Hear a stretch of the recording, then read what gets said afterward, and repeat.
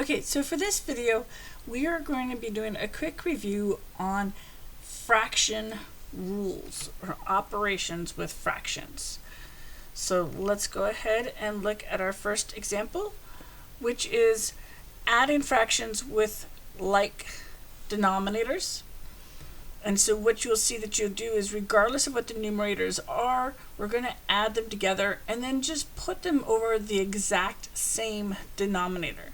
If you notice, it does not change. We haven't done anything to it. We are only changing how many of those types of denominators that we have.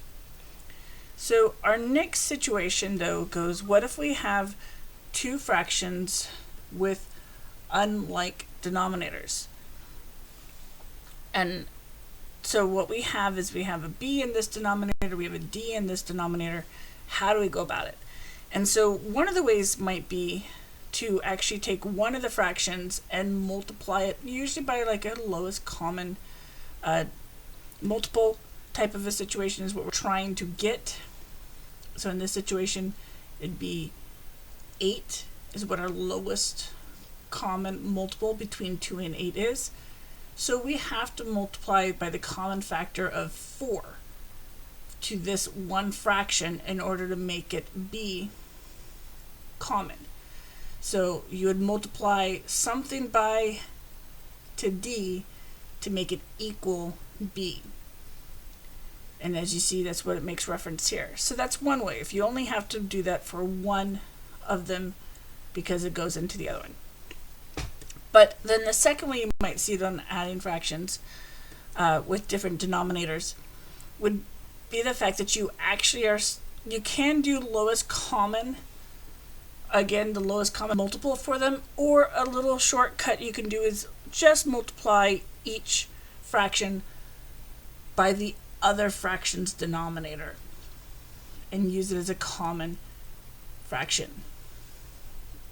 And what you'll see is, so I'm just going to multiply my numerator and my denominator both by d for my first fraction, and multiplying my numerator and denominator by b in my second fraction.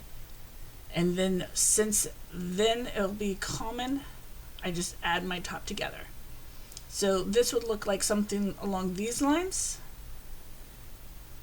where I'd multiply both my first fraction by 3, my second fraction by 8, and then I just add and put all over my new common denominator, which would be 24.